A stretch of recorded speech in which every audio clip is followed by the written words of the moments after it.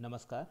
आज हम कुंवर नारायण के द्वारा रचित कविता कविता के बहाने के एमसीक्यू प्रश्नोत्तरों की चर्चा करेंगे।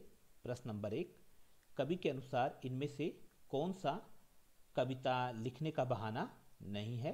का फूल, खा बच्चे, गा चिड़िया, घा बिल्ली। तो इसका उत्तर है घा बिल्ली। प्रश्न नंबर 2, कविता के पंख किसे कहा गया है? का कल्पना को, खा बच्चों को, खा गा मनुष्य को, घा चिड़िया को। तो इसका उत्तर है का कल्पना को कवि ने कविता के पंख माना है। प्रश्न नंबर 3, फूल की तरह कवि के अनुसार क्या खिलती है? का भाषा, खा कविता, गा फूल, घा बच्चे। तो इसका उत्तर है खा कविता। प्रश्न नंबर 4, बाहर भीतर इस घर उस घर में कौन सा अलंकार है? का रूपक, खा उत्प्रेक्षा, गा अनुप्रास, घा यमक। तो इसका उत्तर है गा अनुप्रास। हम देखते हैं यहाँ पर रा की आवृत्ति हो रही है, बाहर भीतर में रा की आवृत्ति, इस घर उस घर में भी हम देखते हैं रा की आवृत्ति कंटिन्यू हो रही है। तो यहाँ पर अनुप्रास अलंकार है। प्रश्न नंबर 5, बच्चों के खेल के समान कविता को क्यों माना गया है? का क्योंकि कविता भेदभाव करती है, खा क्योंकि कविता और बच्चे किसी के साथ भेदभाव नहीं करते, गा क्योंकि कविता करना बच्चों का खेल है, घा उपर्युक्त कोई नहीं। तो इसका उत्तर है खा क्योंकि कविता और बच्चे किसी के साथ भेदभाव नहीं करते, सबको अपना समझते हैं, इसीलिए बच्चों के खेल को और कविता को एक समान माना गया है।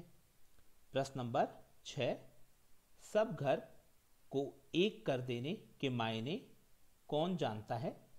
का कविता, खा बच्चा, गा चिड़िया, घा इनमें का और खा सही है। तो बिल्कुल सही। सब घर को एक मानती है कविता और बच्चे।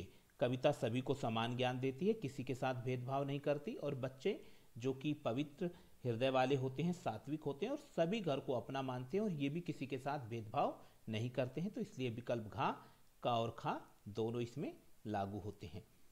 प्रश्न नंबर 7, बिना मुरझाए महकने से क्या तात्पर्य है? का कविता शाश्वत है, खा कविता अमर अनश्वर है, गा कविता अनंत काल तक महकती है, घा उपर्युक्त सभी। तो यहाँ पर उत्तर है घा उपर्युक्त सभी, क्योंकि कविता जो कि फूल पर देखकर लिखी गई है वो कभी भी मरेगी नहीं, वो जब तक सृष्टि रहेगी तब तक देश दुनिया को महकाती रहेगी और लोगों का मार्गदर्शन करती रहेगी।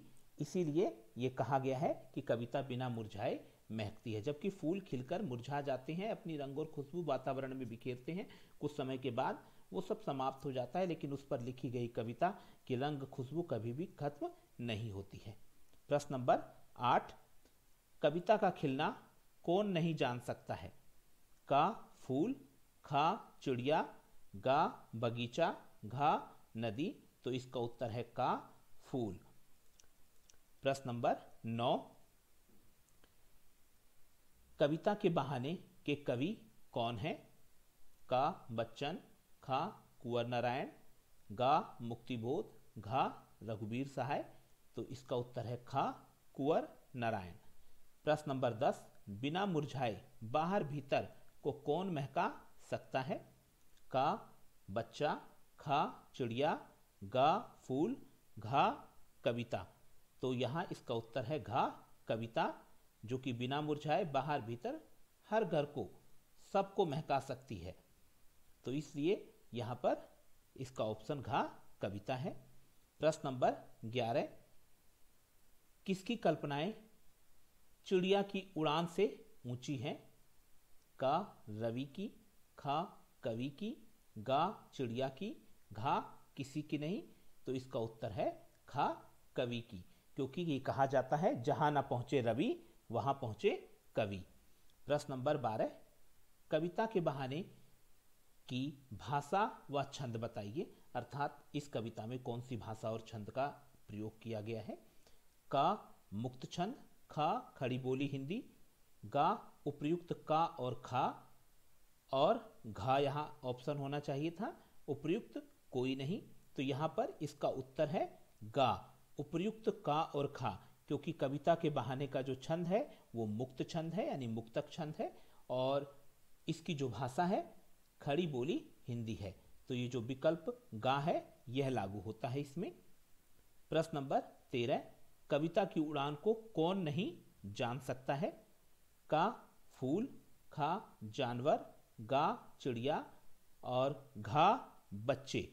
तो यहां पर हम ये देखते हैं कि इसका उत्तर है गा, चिड़िया कविता की उड़ान को नहीं जान सकती है, क्योंकि चिड़िया की उड़ान सीमित होती है और कविता की उड़ान असीमित होती है, और इसके विषय में कभी भी चिड़िया नहीं जान सकती है। यहाँ पर भूलवश घा नहीं लिख पाए हैं, हम गा लिख दिया है, तो ये आंसर इसका ये नहीं है, और इसका आंसर है गा चिड़िया। प्रश्न नंबर 14, बच्चों के खेल के समान कविता को खेल कौन मानता है।